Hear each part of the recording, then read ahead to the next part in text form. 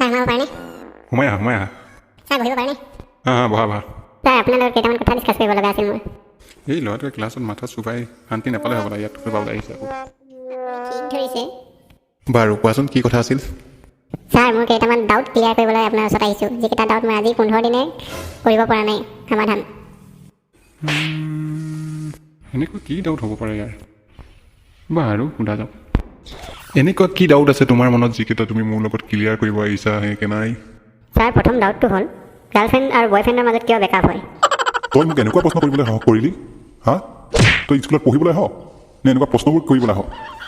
ছাৰে গমেই পোৱা নাই তাৰ জীয়েকৰ লগত লাইন মাৰি আছোঁ বুলি। ছাৰ আপোনাৰ এই খঙৰ মূৰ্তিটো দেখিলে মানে আপোনাক এনে লাগে হোম মিনিষ্টাৰৰ লগত আপুনি ডন লাগি আহিছে যেন পাইছোঁ। তোৰ যদি ডাউট ক্লিয়াৰ হ'ল চিধা যায় ইয়াৰ পৰা, মোৰ মাথা খাই নাথাক। ছাৰ মোৰ দ্বিতীয় ডাউট এতিয়াও ক্লিয়াৰ হোৱা নাই, ৰ'ব। ইয়াৰ আকৌ দ্বিতীয় ডাউটটো বা কি? বাৰু শুনি লোৱা যাওক।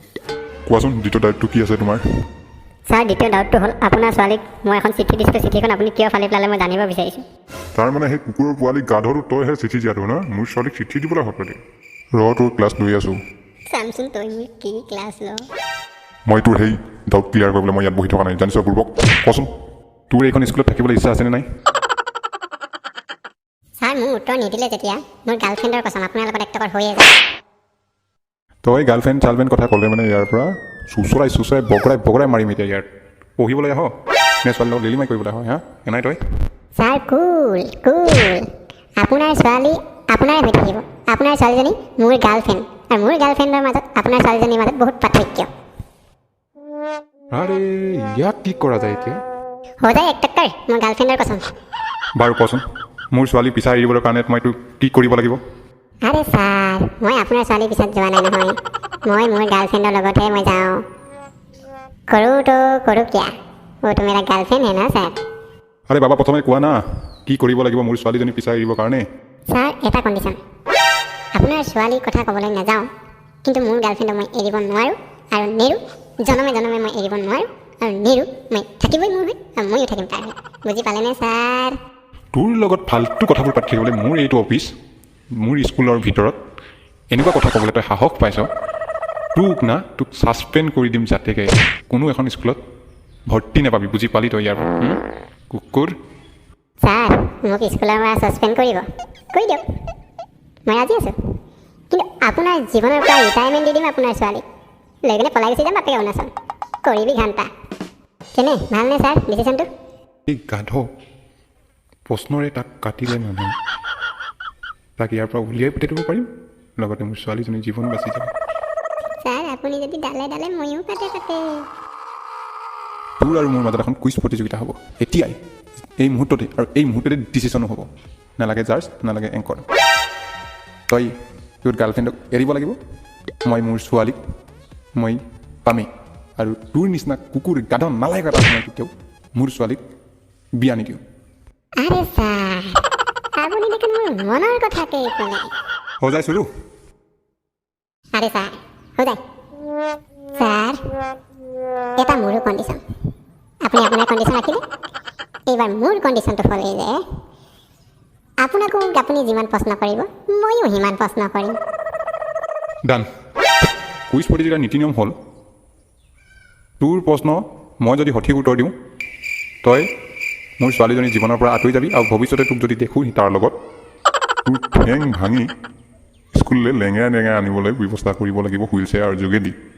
দ্বিতীয় কণ্ডিশ্যনটো হ'ল যদি কেনেবাকৈ মোৰ প্ৰশ্নৰ তই ভুল উত্তৰ দিয় তেন্তে তাৰ পজিশ্যন তই নিজে খুদ ডিচাইড কৰিব লাগিব, তই এৰিবি নে এখন স্কুলত থাকিবি। প্ৰথম কুৱেশ্যনটো মই আৰম্ভ কৰিম। অসমৰ বৰ্তমানৰ মুখ্যমন্ত্ৰীজন কোন? ছাৰ ইমান চমু কুৱেশ্যন সুধিব লগা কুৱেশ্যন নে? সেইটো মই আজি থকা ল'ৰাটো কৈ দিবচোন, তৰুণ গগৈ বুলি। প্ৰথম কুৱেশ্যনটো পাছ হৈ গ'লো। 100% ভুল উত্তৰ। অসমৰ বৰ্তমানৰ মুখ্যমন্ত্ৰী হ'ল ডক্টৰ হিমন্ত বিশ্ব শৰ্মা। এটা কুৱেশ্যনত হাৰিছা, এইবাৰ তোমাৰ প্ৰশ্ন। একো নাই ছাৰ, এটা কুৱেশ্যনহে, যাবলৈ দিয়ক। মোৰ প্ৰশ্নৰ উত্তৰ আপুনি দিব লাগিব এতিয়া। মোৰ প্ৰশ্নটো হ'ল হাগুংতে গু ওলাই কিয়? আপোনাৰ প্ৰশ্নৰ লগত মোৰ প্ৰশ্নৰ পাৰ্থক্য আছে ছাৰ। মোৰ হ'ল গাঁৱলীয়া গঞাৰ প্ৰশ্ন। কওক প্ৰশ্নটো উত্তৰ দিয়ক ছাৰ। বাৰু প্ৰশ্নটোৰ উত্তৰ হ'ল আমাৰ শৰীৰৰ যিখিনি অলাগতীয়াল বস্তু সেই অলাগতীয়াল বস্তুখিনি শৰীৰৰ পৰা বাহিৰ কৰি দিয়ে যিখিনি পুষ্টিকৰ খাদ্য আমি খাওঁ সেই খাদ্যখিনি আমাৰ শৰীৰত গ্ৰহণ কৰে আৰু যিখিনি পুষ্টিকৰ খাদ্য নহয় অলাগতিয়াল সেইখিনি আমাৰ লেটিন হৈ বাহিৰলৈ ওলাই যায় এয়া হ'ল সঠিক উত্তৰ ছাৰ 100% ভুল উত্তৰ ছাৰ হাগিলেহে গু ওলায় নেহাগিলে মানে পেটৰ পৰা গু নোলায় ছাৰ এয়া হ'ল শুদ্ধ উত্তৰ ঐ মই মাষ্টৰ নে তই মাষ্টৰ হা তই মোক শিকাও নে মই তোক শিকাওঁ লিমিটত কথা কবি তই এজন ষ্টুডেণ্ট মই তোৰ টিচাৰ কিন্তু মোৰ ছোৱালীজনী ভৱিষ্যত জড়িত হৈ আছে কাৰণে মই তোৰ লগত এনেকুৱাকৈ কম্পিটিশ্যন খেলিব লগা হৈছে বুজি পালি ছাৰ কুল কুল আপোনাৰ ছোৱালীজনী ভৱিষ্যত জড়িত হৈ আছে আৰু মোৰ গাৰ্লফ্ৰেণ্ডৰ চদা লাগি গৈছে ছাৰ আপোনাৰ লগত গতিকেলৈ কম্পিটিশ্যনটো শেষ হৈ ল'বলৈ দিয়ক ছাৰ আপোনাৰ কুৱেশ্যনটো কওক দ্বিতীয় কুৱেশ্যন মোৰ দ্বিতীয় প্ৰশ্নটো হ'ল অসমখন কিহৰ বাবে বিখ্যাত আইডিয়া পাই গ'লোঁ ছাৰ অসমখন দালাল ধোকেবাজ আৰু কৰাপশ্যনৰ বাবে বিখ্যাত ছাৰ হা কি ফকতীয়া কুৱেশ্যনৰ উত্তৰ দিছ হে তই তই ক্লাছ ক'ত এইবোৰে শিক হা তই আজিও নিশিকিলি হা মই কৈছোঁ শুদ্ধ উত্তৰ মনত ৰাখিবি তই অসমখন এশিঙীয়া গড়ৰ বাবে গোটেই দেশ বিদেশে জানে অসমত এশিঙীয়া গড় পায় গতিকেলৈ অসমখন এশিঙীয়া গড়ৰ বাবে বিখ্যাত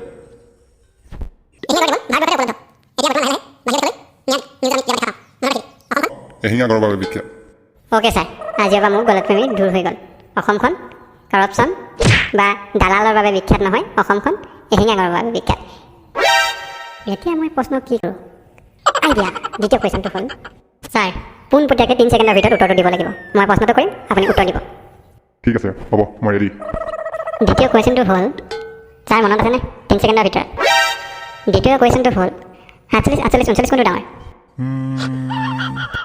ছাৰ আপুনি ভুল কৰিছে 3 ছেকেণ্ডৰ ভিতৰত বুলি ক'লোঁ আপুনি ভাবোঁতেই 3 ছেকেণ্ড পঠাই দিলে আকৌ সুধিছোঁ 87 88 79 কোনটো ডাঙৰ 79 অভিয়াছলি ফঁচ গিয়া না বকৰা জাল মে কি বকিছ তই ছাৰ 79 পাছতহে আঁকি আহে 88 87 ক'বাতেই হা হেল্ল' জান তোমাৰ পাপাক হেৰুৱাই দিলোঁ দুটা কুৱেশ্যনত দুটা মই ভুল উত্তৰ দিলোঁ কি হ'ল শুদ্ধ উত্তৰ ছাৰো দিব নোৱাৰিলে 3টা উত্তৰ বোলোতে ফচি গ'ল গতিকেলৈ আকৌ লগ পাম ঠিক আছে অতি সোনকালে লগ পাই আছোঁ বাকী 8টা কুৱেশ্যন পাছত উত্তৰ দি দিমগৈ অতি সোনকালে আহি আছে অহা কাইলৈ পৰহিলৈ ভিতৰত লগ পাম bye bye love you all অ' জান তোমাৰ পাপাই মোক মাৰিবলৈ খেদিছে চাই আছোঁ ৰ দ্বিতীয় ভিডিঅ'টোত থৈছোঁ বাই বাই মাৰিব এতিয়া ঐ জন্যা ৰ ক'ত পাইছ অ' মাই গড চেনেলটো ছাবস্ক্ৰাইব আৰু লাইক কৰিব নাপাহৰিব কিন্তু দৌৰি দৌৰি কৈছোঁ আৰে হয় ভাগৰি পৰিছোঁ দৌৰি দৌৰি লাইক কৰা নাই যদি লাইক কৰি দিয়ক